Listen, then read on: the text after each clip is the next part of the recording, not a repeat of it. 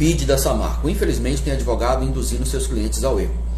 Você pode conversar com seu cliente, falar com seu cliente que não vai fazer diferença alguma ele te informar na declaração do imposto de renda para ele, porque para o cliente que recebeu o PID da Samarco, verdadeiramente informar valores, quantidade, quanto que ele pagou para o advogado dele, não vai fazer diferença. Ele, primeiro, quem recebeu o PID da Samarco não vai pagar um centavo de imposto sobre o valor recebido.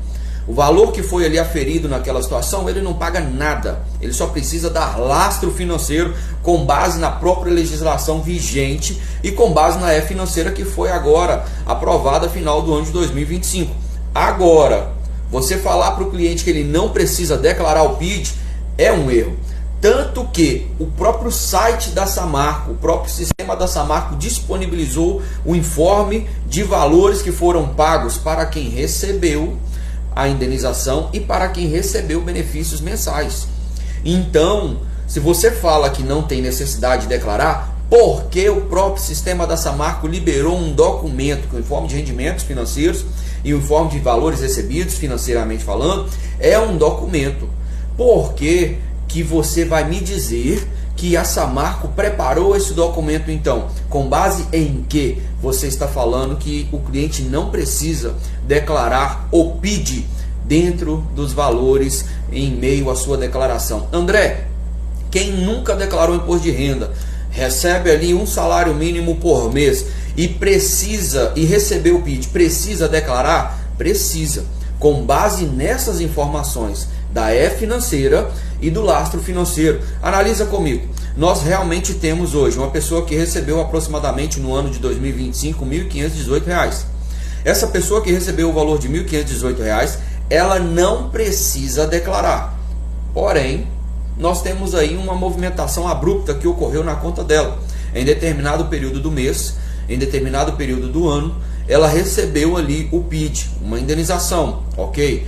Tem verbas? São verbas tributáveis? Não, não são verbas tributáveis. Mas essa indenização vai fazer com que ele caia em uma situação que ele recebeu 18, 19, 20 mil reais aproximadamente, de um lado, somando verbas tributáveis, mas ele movimentou dentro do ano um valor superior a 50 mil.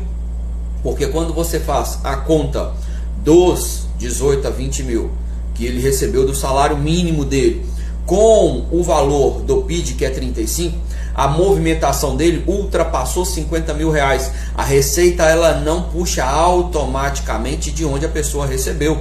É obrigação do contribuinte informar os valores recebidos. Se fosse assim, ninguém caía em malha por deixar de declarar.